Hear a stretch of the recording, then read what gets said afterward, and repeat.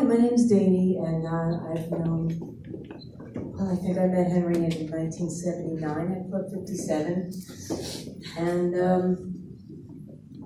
meeting him, we shared a lot of interest in cult films and records and all the fun and craziness of Club 57.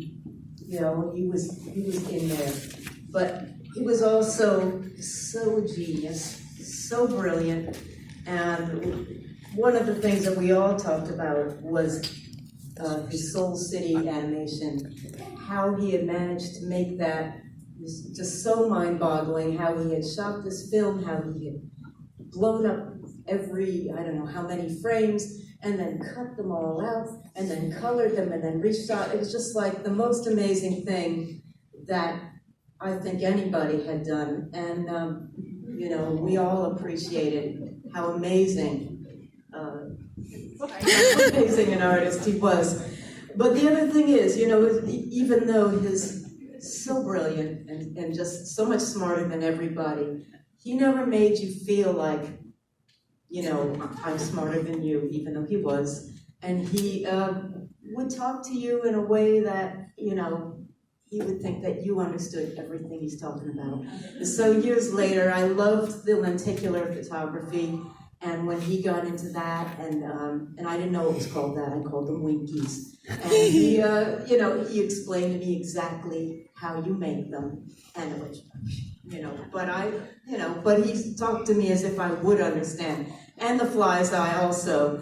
You know, and one of the most fun things I did in the past, how many years was to DJ at his little lenticular and fly's eye show at Bowery Electric. Anyway, and he was a wonderful neighbor and great show. You know, love you guys. Thank you.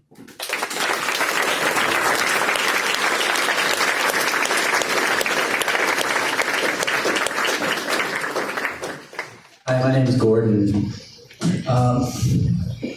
I remember hanging out with you guys at Debonair's Christmas parties, and I didn't know you all that well, but I remember we would come with our little kid, and she asked me something, and I went like this. And Henry was a very observant guy, and so he took note of that. He said, going down. To talk to, okay, good. You know, and so I always felt a kinship with them, and you know, it was good to talk to him at those parties. But you know, when I hear all the Lower East Side kids talking about the way that he acknowledged things, like, you know, I always I never have been able to focus on one thing for very long. I just have been doodling around, you know, my whole life, and Henry didn't think that was a waste of time. I always drew on coffee cups, and I was over at your guys' place in Pennsylvania, and he said, "Wow, those are really cool," because I would just draw these faces, and he wanted to do a project with it. He wanted to do an animation thing with it. And I said, "All right," and I went over to Snake Monkey, and we tried to get it done, but it's like, I mean, I'm not the most focused guy in the world, and the stories. And the detail of the stories within stories that lead to other stories. It was, I mean, I think I drew a couple of in-betweens, and then, you know, all the stack. He saved them, and he really put a lot of value on it. It's a good feeling to be acknowledged as an artist, you know, that way, and it didn't take much, you know.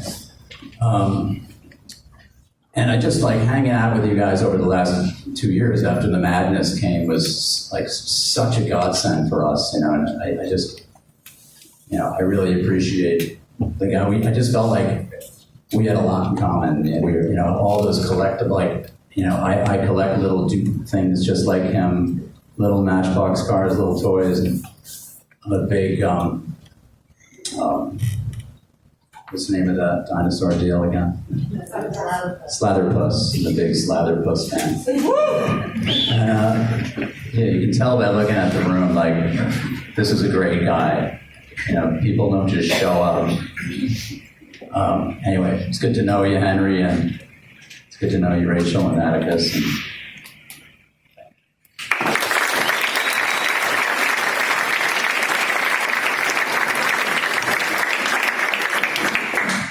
And I'm really going to try not to bust out falling.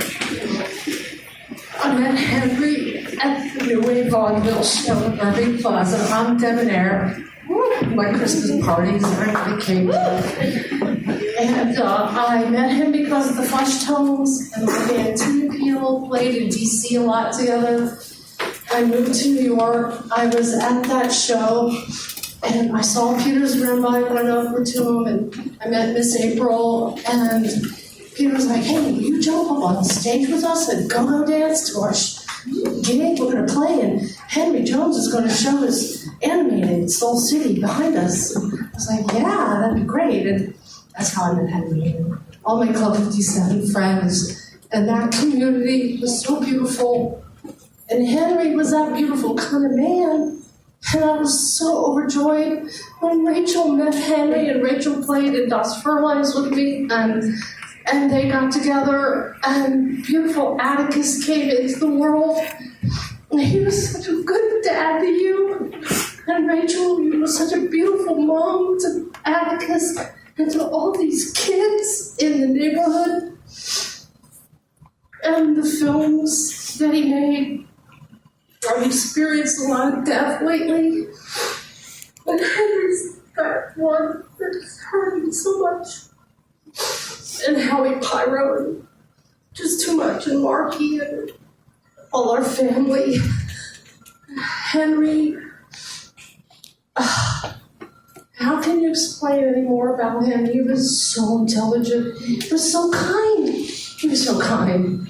He wouldn't hurt a fly. He wouldn't hurt anybody. He had time for everybody. He would not ever cut you off. He'd take you in. He took these kids in.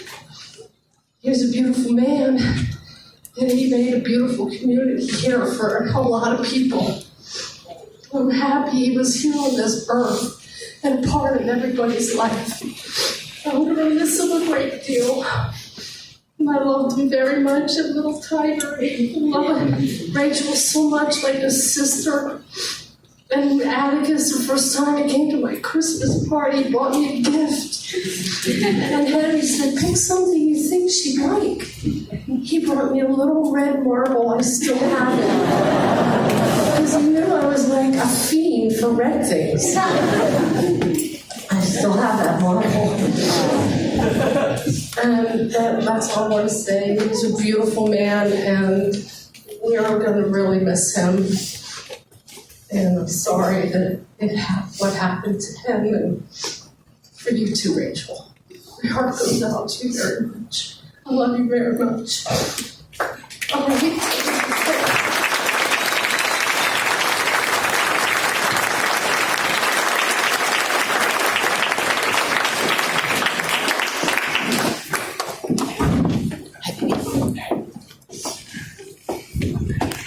I know, I'm terrible at it also, but I want to give her I something. have known Henry and knew Henry for a long time.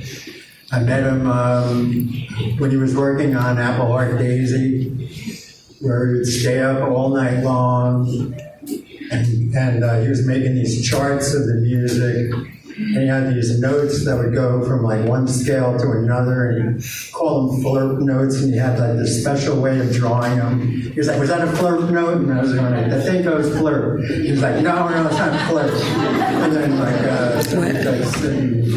No, that's not a word. What's the word? And then at his studio, Henry was the He best. said flirt. I thought he said flute. Everybody,